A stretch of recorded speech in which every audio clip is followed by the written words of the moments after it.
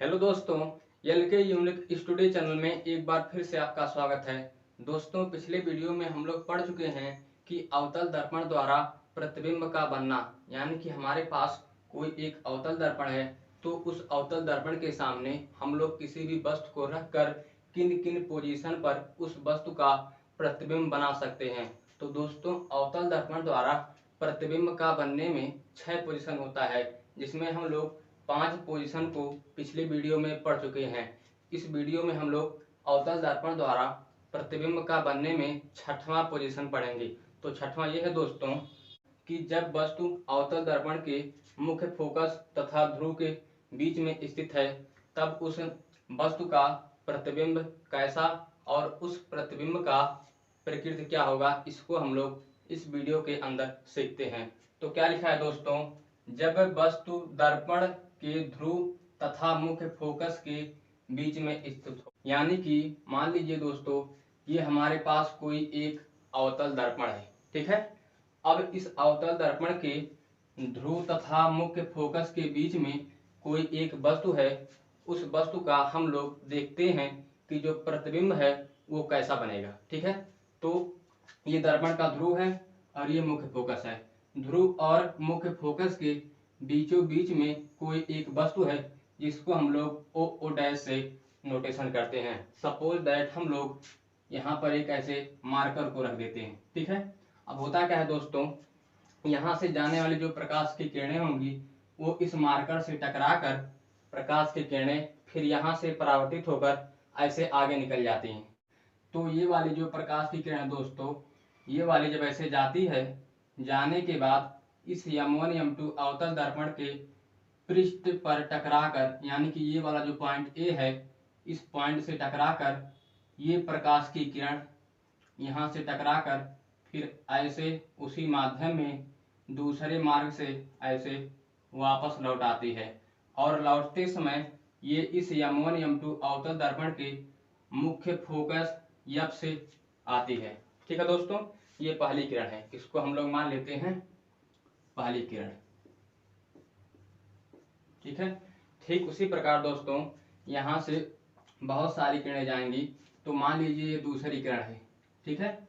ये दूसरी किरण अब क्या होगा, यहाँ से ऐसे जाने के बाद ये जब ऐसे जाती है तो जाने के बाद इस M1 M2 अवतल दर्पण के पृष्ठ पर एक पॉइंट बी है, यहाँ से टकरा कर फिर उसी माध्यम में उसी मार्ग से वापस लौट आती है। यानी कि ये ऐसे जाकर ऐसे जाती है, जाने के बाद यहाँ से टकराकर फिर ये उसी मार्ग से उसी माध्यम में वापस लौट आती है और आते आते ये जो प्रकाश की किरण है ये इस अवतल दर्पण के वक्रता केंद्र से ऐसे सीधी निकल जाती है, ठीक है। तो इसको दोस्तों मान लेते हैं हम लोग दूसरी किरण, इसको मान लेते हैं पहली किरण। ये पहली प्रकाश की किरण है, ये वाली, और ये जो है दोस्तों ये दूसरी प्रकाश की किरण है। ये दूसरे मार्ग से आती है टकराने के बाद, और ये वाली जो है ये उसी मार्ग से टकराकर वापस लौट आती है जिस मार्ग से ये जाती है, ठीक है दोस्तों। अब देखिए, अब यहाँ पर क्या है, वहां पर क्या था दोस्तों, जहां पर दो या दो से अधिक प्रकाश की किरणें आपस में मिलती थी वहीं पर क्या बनता था, प्रतिबिंब बनता था। तो यहाँ पर देखिए दोस्तों, ये दोनों जो प्रकाश की किरणें हैं इनके बीच की दूरी देखिए, यहाँ पर क्या है, सपोज दैट मान लीजिए कुछ है, ठीक। अब जैसे जैसे हम लोग आगे बढ़ते हैं वैसे वैसे हम लोग देखते हैं कि दोनों प्रकाश की किरणों की जो बीच की दूरी है, दोनों प्रकाश के किरणों की जो बीच की दूरी है वो भी बढ़ती जाती है। अगर हम लोग यहाँ आएंगे तो दोनों प्रकाश के किरणों के बीच की जो दूरी है इसके अपेक्षा यहाँ पर अधिक है। तो कुल मिला जुलाकर अगर हम लोग ऐसे और प्रकाश की जो किरण है वो जब दूर जाती है तो दोनों प्रकाश के किरणों के बीच की जो दूरी है वो भी बढ़ती जाती है। यानी कि इससे यह संकेत मिलता है दोस्तों कि ये प्रकाश की किरणें जब अधिक दूरी पर जाएंगी तो दोनों प्रकाश के किरणों का जो बीच का दूरी होगा वो और अधिक हो जाएगा। यानी कि ये दोनों प्रकाश की किरणें आपस में कभी नहीं मिलेंगी, चाहे अनंत हो चाहे अनंत से भी दूर। तो जब दोनों प्रकाश की किरणें वास्तव में नहीं मिलेंगी तो प्रतिबिंब दोस्तों कैसे बनेगा, तो यहाँ पर हम लोग आभासी प्रतिबिंब बनाते हैं, वास्तविक प्रतिबिंब यहाँ पर नहीं बनेगा। वास्तव में जब प्रकाश की किरणें मिलती हैं तो वास्तविक बनता है, लेकिन यहाँ पर दोस्तों प्रकाश की किरणें वास्तव में नहीं मिलती हैं, तो यहाँ पर हम लोग इसे काल्पनिक रूप से मिलाते हैं। तो क्या होगा दोस्तों, अगर हम लोग यहाँ पर कोई एक व्यक्ति है, यहाँ पर कोई एक व्यक्ति है, तो उसको अगर यहाँ से वो ऐसे देखे तो उसको लगेगा कि ये जो प्रकाश की किरण है, प्रकाश की किरण 1, ये जो प्रकाश की किरण है वो इस पॉइंट से आ रही है। कहाँ से? इस पॉइंट से, आई डैश से। उसको ये नहीं लगेगा कि ये प्रकाश की किरण यहाँ से आ रही है, यहाँ से आ रही है, उसको ये नहीं लगेगा, उसको लगेगा कि आई डैश से आ रही है, यानी कि यहाँ से। अगर हम लोग इसे ऐसे बढ़ा दें तो ठीक है। ठीक उसी प्रकार अगर यही व्यक्ति इस प्रकाश की किरण को देखता है, इस प्रकाश की किरण को देखता है, तो उसको लगेगा कि ये प्रकाश की किरण, ये प्रकाश की किरण यहाँ से आ रही है। कहाँ से दोस्तों? उसी पॉइंट से जहाँ से पहली प्रकाश की किरण आ रही है। उसको ये नहीं लगेगा कि ये प्रकाश की किरण इस पॉइंट से आ रही है। ठीक है दोस्तों। अब देखिए, अब होता क्या है कि अगर हम लोग दोनों को ऐसे बढ़ाते जाएं काल्पनिक रूप से, तो इस आई पॉइंट पर, आई डैश पॉइंट पर एक दूसरे को ये काटती हैं या मिलती हुई प्रतीत होती हैं। ठीक है। तो क्या लिखा है दोस्तों, जब वस्तु ध्रुव तथा मुख्य फोकस के बीच में स्थित होता है तब प्रतिबिंब दर्पण के पीछे बनता है। दोस्तों जब हमारा वस्तु अवतल दर्पण के मुख्य फोकस और ध्रुव के बीच में स्थित होता है तो जो हमारा प्रतिबिंब है वो दर्पण के पीछे बनता है। दोस्तों किसी भी गोलीय दर्पण का जो परावर्तक तल होता है, उस परावर्तक तल के भाग को, उस परावर्तक तल के सामने वाले भाग को हम लोग दर्पण का आगे वाला भाग कहते हैं। ठीक है। और किसी भी गोलीय दर्पण का जो कलई किया हुआ तल होता है, जो कलई किया हुआ तल होता है, उस तल को हम लोग दर्पण का पीछे वाला भाग कहते हैं। तो यहाँ पर क्या होता है दोस्तों, जब हमारा वस्तु दर्पण के ध्रुव तथा मुख्य फोकस के बीच में स्थित होता है तो जो हमारा प्रतिबिंब बनता है वो दर्पण के पीछे बनता है। अभी तक जो हम लोग 5 पोजीशन पढ़े हैं, उस पांचों पोजीशन में हमारा जो प्रतिबिंब था वो दर्पण के सामने था, यानी कि दर्पण के परावर्तक तल के सामने था। यहाँ पर क्या है, परावर्तक तल के विपरीत दिशा में है। ठीक है दोस्तों। अब देखिए क्या लिखा है, दर्पण के पीछे, दर्पण के पीछे तथा आभासी, सीधा वह वस्तु से बड़ा बनता है। अब आभासी मतलब हुआ दोस्तों, हम लोग पढ़े थे पिछले वीडियो में कि प्रतिबिंब कितने प्रकार का होता है। तो प्रतिबिंब 2 प्रकार का होता है, एक वास्तविक प्रतिबिंब, एक आभासी प्रतिबिंब। तो जब 2 या 2 से अधिक प्रकाश की किरणें वास्तव में मिलती हैं तो उसे हम लोग वास्तविक प्रतिबिंब कहते हैं। और जब 2 या 2 से अधिक प्रकाश की किरणें वास्तव में नहीं मिलती हैं, उनको हम लोग जबरदस्ती काल्पनिक रूप से मिलाते हैं, तो वहां पर दोस्तों काल्पनिक प्रतिबिंब बनता है। तो यहाँ पर देखिए दोनों प्रकाश की किरणें वास्तव में कहाँ मिल रही हैं, नहीं मिल रही हैं। तो इसे हम लोग मिला कैसे रहे हैं, बढ़ाकर काल्पनिक रूप से जबरदस्ती से हम लोग मिला रहे हैं। तो यहाँ पर दोस्तों कौन सा प्रतिबिंब बनेगा, आभासी प्रतिबिंब बनेगा। कब आभासी बनता है, जब हम लोग प्रकाश की किरणों को वास्तव में नहीं मिलती हैं, उसे काल्पनिक रूप से बढ़ाकर मिलाते हैं, तो वहां पे जो प्रतिबिंब बनता है उस प्रतिबिंब को हम लोग आभासी प्रतिबिंब कहते हैं। तो यहाँ पर ये आभासी प्रतिबिंब है। ठीक है। और क्या लिखा है, सीधा वह वस्तु से बड़ा बनता है। अभी तक जो हम लोग 5 पोजीशन पढ़े हैं, वहां पर क्या था दोस्तों, जब हम लोग मार्कर को ओ डैश मानकर ऐसे रखते थे तो जो हमारा प्रतिबिंब बनता था वो ऐसे बनता था, यानी कि जो हमारा प्रतिबिंब था वो वस्तु से उल्टा बनता था। लेकिन यहाँ पर क्या है दोस्तों, यहाँ पर जो हमारा प्रतिबिंब है वो सीधा बनता है, यानी कि अगर हम लोग इस ओ डैश को ऐसे मार्कर मानकर रखते हैं तो जो हमारा प्रतिबिंब होगा वो एकदम ऐसे बनेगा, यानी कि उल्टा नहीं होगा दोस्तों। अगर मार्कर को हम लोग ऐसे रखते हैं तो जो हमारा प्रतिबिंब यानी कि आई डैश होगा वो भी ऐसे ही बनेगा, ऐसे उल्टा नहीं बनेगा दोस्तों। ठीक है। और क्या लिखा है, वस्तु से बड़ा, यानी कि हम लोग अगर ऐसे मार्कर को ओ डैश मानकर रखते हैं तो जो हमारा प्रतिबिंब होगा वो इस मार्कर की लंबाई से क्या होगा दोस्तों, बड़ा होगा। ठीक है।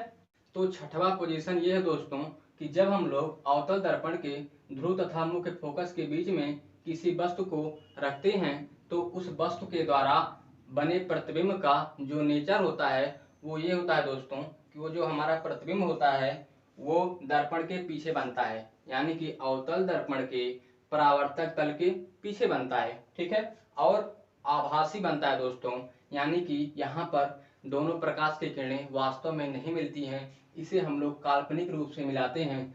तो जहाँ पर प्रकाश की किरणें काल्पनिक रूप से मिलती हैं उस प्रतिबिंब को हम लोग आभासी प्रतिबिंब या काल्पनिक प्रतिबिंब कहते हैं, ठीक है। और क्या लिखा है, सीधा हुआ वस्तु से बड़ा बनता है। पांचों पोजीशन में जो हमारा प्रतिबिंब था वो उल्टा बनता था, लेकिन यहाँ पर क्या है दोस्तों, यहाँ पर हमारा जो प्रतिबिंब है वो सीधा बनता है, यानी कि अगर मार्कर को ऐसे रखेंगे तो जो हमारा प्रतिबिंब होगा वो भी ऐसे ही बनेगा, ठीक है। और वस्तु से बड़ा बनता है, यानी कि अगर हम लोग मार्कर को यहाँ पर ऐसे रखेंगे तो जो हमारा प्रतिबिंब है वो इस मार्कर से बड़ा बनेगा। यहाँ पर देखने में ही लग रहा है, देखिए यहाँ पर ओ डैश की लंबाई जो है वो आई डैश की लंबाई से छोटी है। तो मेरे हिसाब से दोस्तों ये पोजीशन आपको समझ में आया होगा। अब हम लोग पढ़ते हैं कि उत्तल दर्पण द्वारा प्रतिबिंब का बनना। अभी तक हम लोग पढ़ रहे थे अवतल दर्पण द्वारा प्रतिबिंब का बनना, ठीक है दोस्तों। अब हम लोग पढ़ते हैं उत्तल दर्पण द्वारा प्रतिबिंब का बनना। अभी तक हम लोग पढ़ रहे थे अवतल दर्पण द्वारा प्रतिबिंब का बनना। तो दोस्तों अवतल दर्पण द्वारा प्रतिबिंब का बनने में हम लोग अवतल दर्पण के सामने किसी भी वस्तु को 6 स्थानों पर रखकर या 6 पोजीशन को हम लोग पढ़े हैं। लेकिन यहाँ पर क्या है दोस्तों, उत्तल दर्पण द्वारा प्रतिबिंब का बनना में केवल एक ही पोजीशन है, यानी कि किसी उत्तल दर्पण के सामने हम लोग किसी भी वस्तु को कहीं पर रखते हैं, चाहे हम लोग यहाँ पर रखें चाहे उस उत्तल दर्पण से यहाँ पर रखें, तो जो उस वस्तु के द्वारा बनाए गए प्रतिबिंब का स्थिति व्यवहार व प्रकृति होगा वो सभी पोजीशन में सेम मिलता है। लेकिन वहां पर क्या था दोस्तों, जब हम लोग अवतल दर्पण के सामने वस्तु के स्थिति को बदलते थे तो प्रतिबिंब की स्थिति भी बदलती है। लेकिन यहाँ पर ऐसा नहीं है दोस्तों, यहाँ पर हम लोग वस्तु को कहीं पर रखते हैं तो जो हमारा प्रतिबिंब होता है उस प्रतिबिंब का जो व्यवहार होता है वो सभी स्थानों पर एक ही मिलता है। तो इसी कारण हम लोग उत्तल दर्पण में केवल एक ही पोजीशन पढ़ते हैं। तो क्या लिखा है दोस्तों यहाँ पे, उत्तल दर्पण द्वारा प्रतिबिंब बनने की एक ही स्थिति है, ठीक।